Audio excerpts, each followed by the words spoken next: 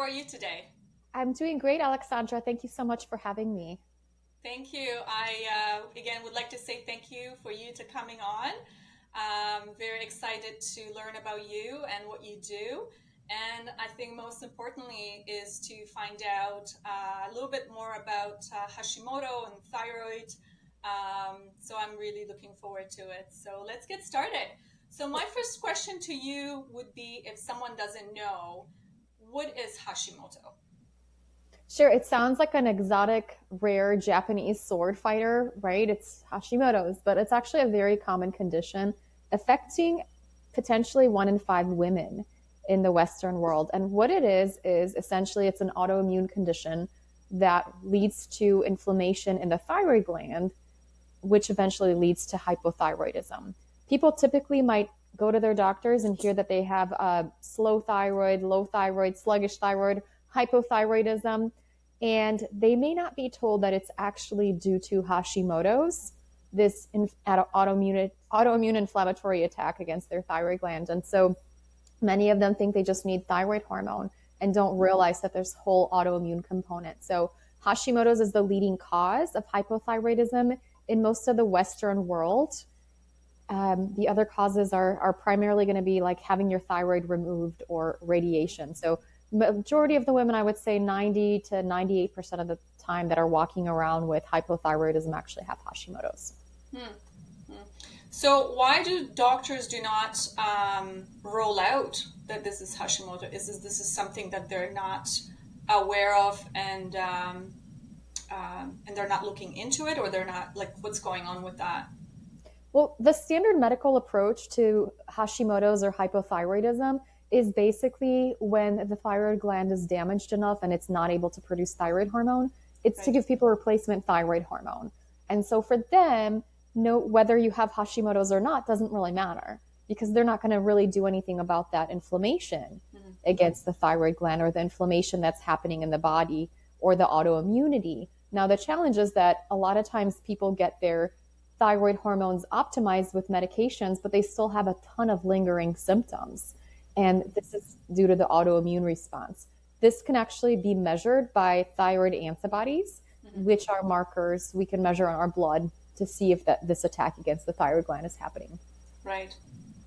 So what really inspired you to start your work in the field of health and wellness? And can you tell us about your journey and how you became an expert of thyroid health? My I was inspired by my mom to become a healthcare professional. So she was a medical doctor in Poland. And I remember just going into her clinic. It was next door to our house, believe it or not. Going into the clinic and helping her with patient care and going to the pharmacy with her and doing all of these things with her. My dad was in the States when my mom and my brother and I lived in Poland for many years. And I just always knew I wanted to help people with their health. When I got to high school and college, I realized how much I liked chemistry and how much I was intrigued by little substances that can just really have a profound impact on our physiology. It really wasn't interested in the thyroid gland during pharmacy school. I thought it was pretty basic. If somebody has a thyroid condition, you just give them a pill for that. Mhm. And really, it wasn't until I got diagnosed myself with Hashimoto's that I started to understand that there's a lot more going on in it than just getting the hormones right. And Right. so this is how I became, a Hashimoto's expert. The thyroid pharmacist slash human guinea pig was just trying to get myself better. I have Right. had a lot of symptoms in my 20s and um, probably started around age 18, 19, and progressively I just got more and more symptoms. Mhm. And getting on thyroid medications, getting that diagnosis, that was helpful for me, but I still had 95% of the same symptoms left. And it wasn't until I got into lifestyle changes and how tiny substances like foods and Mhm. tiny, chemicals in nutrients and supplements, I realized that those were just as powerful, if not more powerful than medications in a lot of cases. Right. Right. I think also food is very important to manage certain diseases or certain autoimmune diseases. It's very, very important. How do you approach balancing traditional medicine and alternative, or maybe perhaps a holistic approach in your work? Do you use that in your practice? I do. So when I trained in functional medicine, Mhm. one of the teachers said, keep an open mind, but not so open that your brain will fall out. And there's a lot of healing modalities out there outside of medications that can be incredibly helpful. And then there are some healing modalities that just really don't move the needle. Maybe they're nice to do, maybe they're not harmful, but they're not really going to be the needle movers and may just be time consuming and expensive to do. And then there's those modalities that can harm people, right, if you Right. utilize them. And so I really try to differentiate between that for people that I work with, and in my own, I guess, research, I try to look at what's going to be the most safe thing, what's going to be the most helpful thing for people to do, and what are some things that can potentially cause harm. And I found a lot of times, optimized thyroid hormones. Yes, we do need to do that for many people when their thyroid gland is sufficiently damaged or they don't have a thyroid gland. They do need to be on some kind of thyroid hormone in many Right. cases. But getting just the right amount and getting the right kind of thyroid hormone is kind of where the art and science meet. And this is very relevant for a lot of people. And then I really try to focus on the evidence and what are some unique patterns of that individual that we can address. So for example, the evidence shows that a lot of people with Hashimoto's and hypothyroidism might have low vitamin D, and getting that vitamin D balanced can help people get into remission and feel better. And so I'll always, rather than saying like everybody should be on vitamin D, I'll always say this is something that we need to test for because it's very relevant for a lot of people, and optimizing it can make a big difference. But we're not going to just give it to everybody because high levels of vitamin D can be toxic as well. And so I kind of Right. go through all of the different evidence like that. And of course, drawing on my own experience and experience with people that I've worked with. Yeah. So, um, which thyroid test basically do you recommend for people to take? For example, here in Canada, it's a little bit difficult because doctors, to be honest with you, refused. Once they look at the numbers or look at the panels and they see certain numbers, um, if you go and ask them, I would like to, I really feel I'm not feeling well, and I would like to have my, for example, my T4, T3 or TSH done. They kind of refuse to do your blood work. Uh, so it's like you need to go and find a private practice to have these thyroid hormone tests done. So what would you recommend for people go and do? Like in terms of, no, it doesn't matter if it's public or it's a private clinic, but what are the most important tests that they have to have it done to make sure that the thyroid is running right or correctly? So my family has this joke that whenever I go somewhere, I give people hypothyroidism, right? Or I give them Hashimoto's, because I always find people will have all the symptoms, but their doctors won't do the right tests. And then I will encourage them to get the right testing done. And sure enough, their testing, if you do the right testing, you'll actually find that you have a thyroid condition and you can do something about it. Um, it's kind of backwards, to be honest with you, because doctors will typically test the TSH, which is thyroid stimulating hormone, and it's a pituitary hormone that essentially gets elevated when we don't have enough circulating active thyroid hormones, which are T4 and T3, just for the whole picture.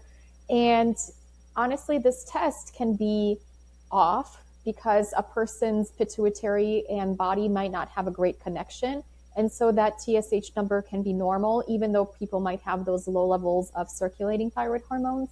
And then the other thing is, for the first 5-10 years that a person has Hashimoto's antibodies, which is like that marker that your immune system is attacking your thyroid glands, Mhm. they might have a normal TSH, or their TSH might be fluctuating. So one day it might be high, one day it might be low, one day it might be normal. So it's kind of a luck of the draw if you test it on the day that it happened to be elevated.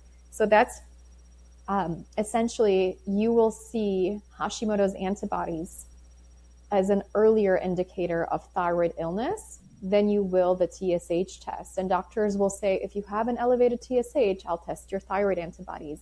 Mm-hmm. But it really shouldn't be that, because they should say, I'm going to run a full thyroid panel.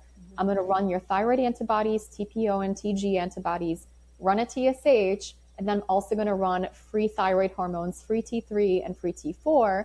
And then in some cases, people might have kind of stress induced or nutrient deficiency induced hypothyroid symptoms, where all of those numbers might be normal, but their reverse T3 might be high. So I would add that to a panel when you're screening for symptoms. And just to give you an idea, people can have significant symptoms when they have elevated thyroid antibodies and their TSH still falls in the reference range. So they might have brain fog, they might have anxiety, depression, they might have multiple miscarriages, and a whole host of, people are like, oh, you're more tired. Why are you more tired? Or they might think that there's something wrong with them and see a psychiatrist, when in fact, they just need to address the autoimmune component and potentially get on a low dose of thyroid hormone. Right. So the best way is to basically say to your doctor, I really need those tests done. And if not, I think, especially here in Canada, just go private. I Yeah. think, every healthcare system is different. So I've worked with Yeah. people from around the world, in Canada, US, Australia, Poland, the UK. Mm-hmm. And what's worked for some of my clients to get that through, more of the traditional doctors or perhaps public doctors that are in other countries, because in the US we don't have a public healthcare system, which is a topic for another day. But Yeah. I typically say it helps if you mention that you have a family history of it. Mm-hmm. So, or, I had been exposed to Chernobyl. And so it helps if you mention that you've been exposed to Chernobyl, because we know that there's going to be higher rates of Hashimoto's Yes. antibodies with I that kind have of too. I uh, exposure. I was probably about 6 or 7 years old when that happened. Yeah. Where are you Yes. from Poland? Ukrainian border. I grew up in Lublin and tiny, tiny town called Hostinne Okay. next to Hrubieszów. Okay. How about Yeah. yourself? Katowice. Okay. Yes. Yeah. Very, Yeah. very So I'm nice. kind of in the middle, but I remember they used to make us drink the iodine.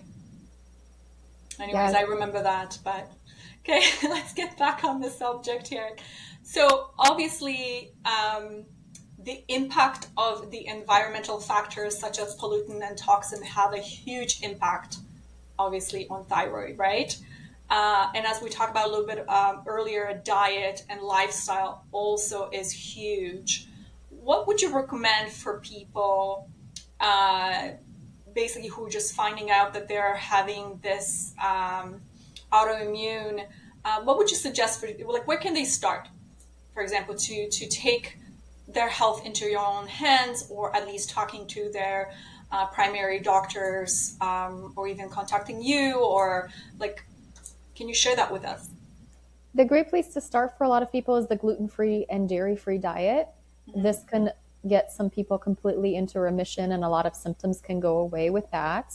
If they do need some kind of thyroid hormone support, I would say if they're highly symptomatic, trying to conceive, if their TSH is above 10, then perhaps talking to their doctor about getting on some thyroid hormone. Oftentimes, doctors might prescribe levothyroxine or Synthroid, which is the T4 hormone. However, the more active thyroid hormone, T3, is something that tends to work better, and not everybody is able to utilize T4 properly to make their own T3, which is what supposedly happens for at least on paper. And so a lot of times I'll find people do better when they have a T4 and T3 medication combination.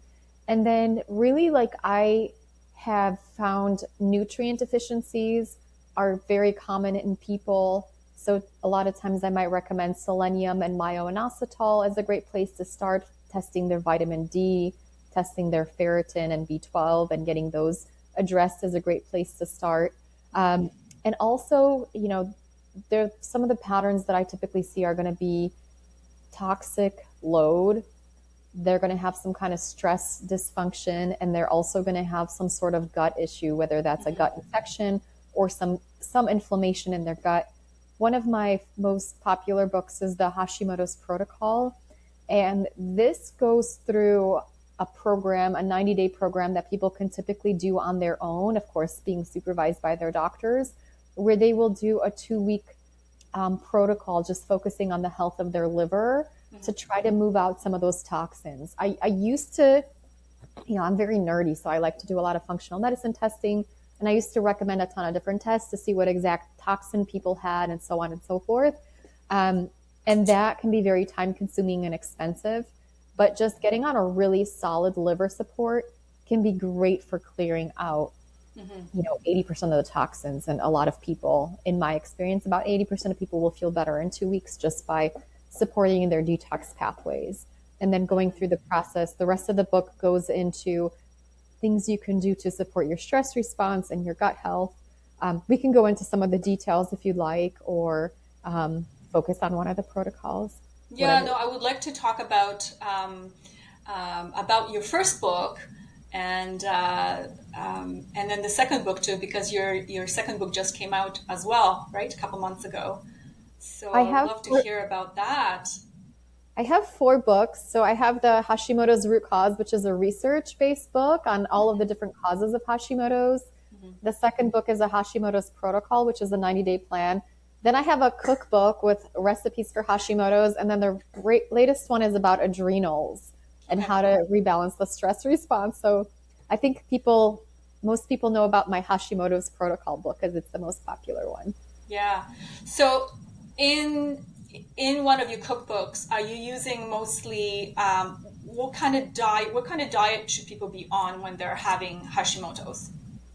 Definitely a big needle mover for people is a gluten-free diet and dairy-free diet. Oftentimes I'll recommend eliminating soy. There's a lot of arguments around that.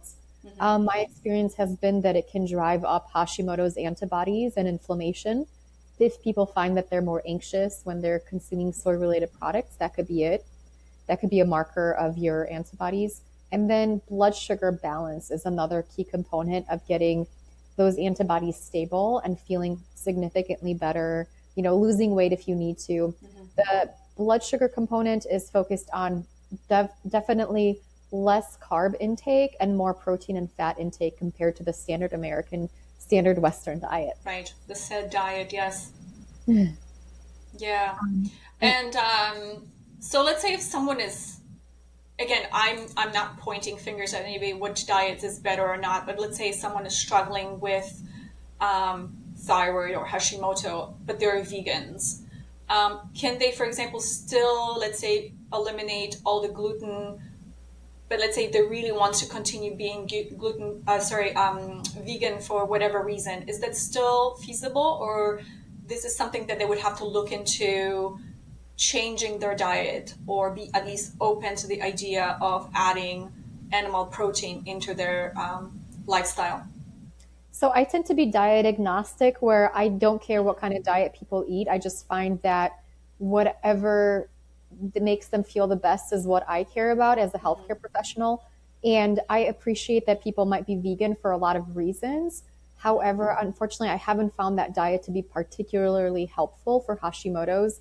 In fact, I have a lot of people who used to be vegan and they go to more of like a paleo type diet, and that's what they needed to get their Hashimoto's into remission. So I would love to say you can stay vegan and you'll be fine, but I wouldn't be um, I wouldn't be doing you any good if I were to tell Right. you that. Majority of the time, people do need to introduce some animal protein. I will say, I think some people might be able to still stay vegan if they do a lot of supplementation, such as omega 3s and carnitine and B12 and iron.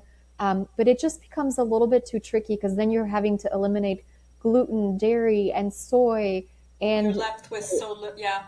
you're left with Yeah, so exactly. little, and you end up, you just, I found people have so many different food sensitivities that grains can be a big thing that people are sensitive, nuts and seeds and nightshades, that I'm just like, the animal protein seems to be the least reactive food for a lot of people with autoimmunity. And so that's what I typically recommend. I will say every time I talk about diet, there's like one or two people that are like, I followed the vegan. I used to be paleo and I went vegan. And that was what turned things around for me. But generally what I say to people is like, if you are doing something and you are sick right now, probably what you're doing is not working, right? Mm-hmm. And so let's switch that around. And I would say that to somebody that was gluten free and still had a lot of Hashimoto's inflammation. I would say, you know what, we need to look at beyond just diet. What else is going on and what else can we do? Because clearly, the vegan diet isn't working for them if they're having, if they're sick, right? Right. Stress and lifestyle.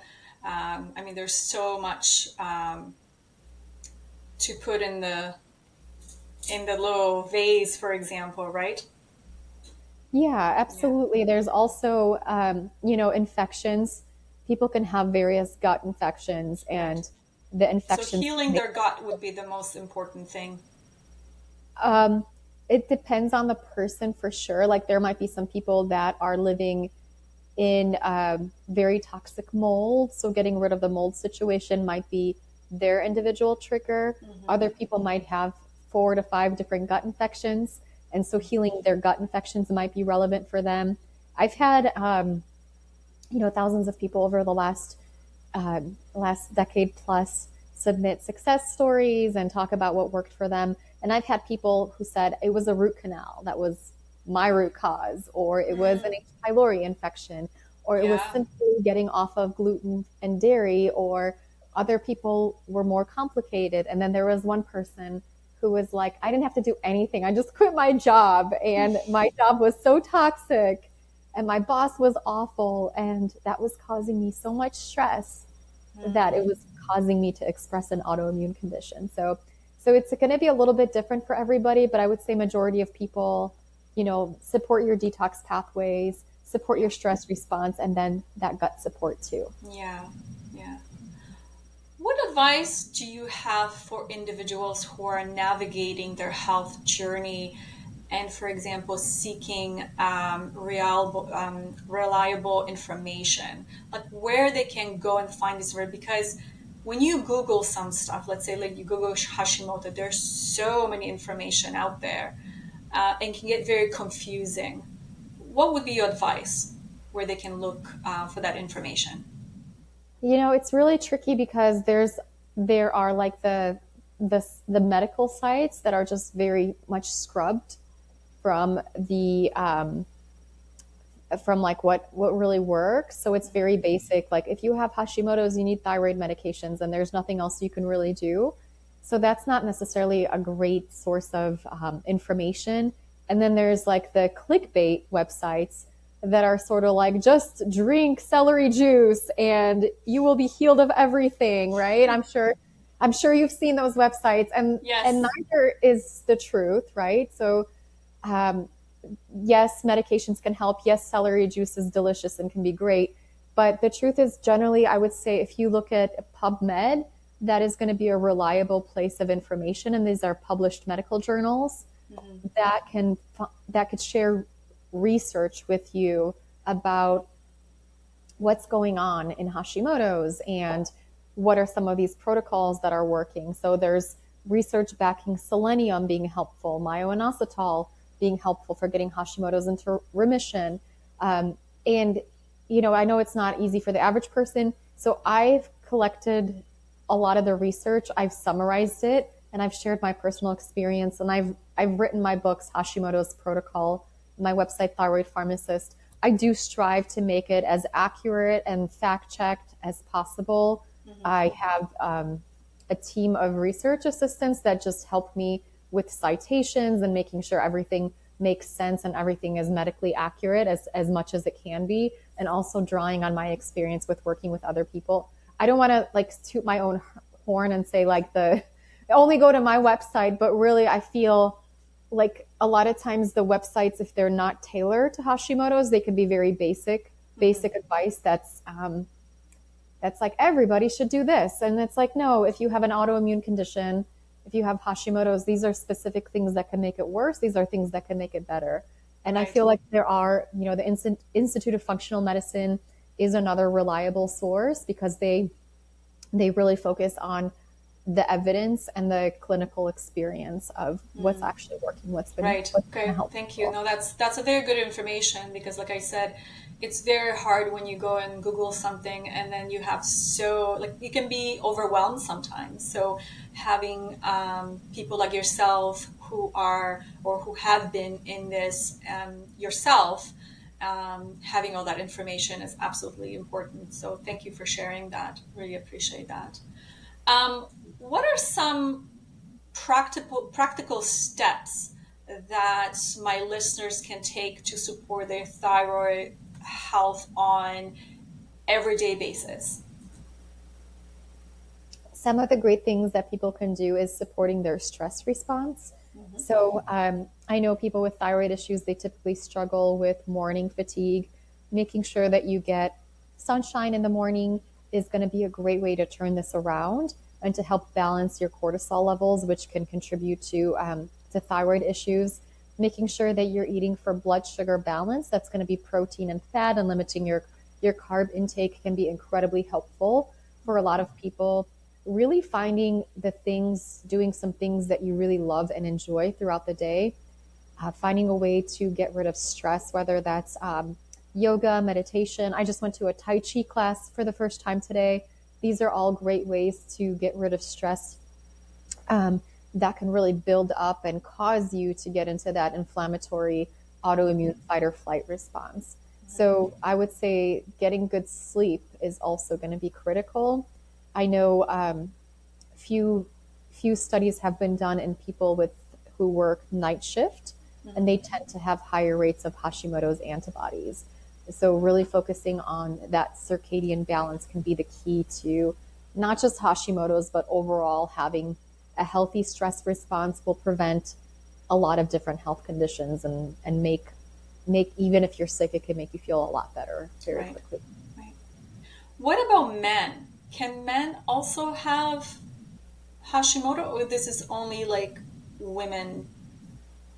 You typically hear about women having this condition, and for every um, man that's diagnosed, there are like 2 to 5 women that will be diagnosed. So it's definitely more common in women. I do see it in men as well. The men tend to, I don't know if we got into symptoms as much, but women tend to complain of hair loss, brain fog, fatigue, puffy face, cold intolerance, perhaps some anxiety, constipation, where men, the biggest thing they complain about is libido, and having trouble with their muscles, like building their muscles. What happens is that low thyroid hormone can impact testosterone levels. And so a lot of men that are walking around with, low T, actually it could be their thyroid, and correcting their thyroid function can actually correct their testosterone production. So this is something that's very relevant in men for sure, not as common as we see it in women. Okay. Okay, that's very interesting. Yeah. What are some key takeaways that you hope my listeners will gain from reading, for example, your books? Because I said I your books are wonderful. thank you. I hope that what they learn is that they can take charge of their own health. I hope that they will learn to identify the signs and symptoms that their bodies are telling them on how to really care for themselves. Because, symptoms like anxiety, for example, could tell us that we're nutrient deficient or that we have blood sugar issues. And then there are symptoms like trouble sleeping and constipation. This could tell you that you're magnesium deficient. And I really hope that people can learn to be their own healers and to learn how to really be in charge of their own health and their own lives. Hmm. Any final thoughts that you'd like to share with us? Definitely, if you have symptoms like brain fog, fatigue, weight gain, cold intolerance, um, anxiety, multiple miscarriages, if your symptoms started about around pregnancy, puberty, or perimenopause, do consider getting a full thyroid panel because it might just be Hashimoto's and hypothyroidism, and getting on the right protocol can be really life changing. Well, Thank you so much, Isabella. I really appreciate your time and your expertise to share with us about thyroid / Hashimoto. I think it's very important for people to take that to heart and really take care of their health, especially for women who are, like you mentioned, having these symptoms of brain fog and so on. So, again, I really do appreciate your time and sharing the information with us. Um, yeah, so thank you again and have a beautiful day. You as well. Thank you so much. Thank you.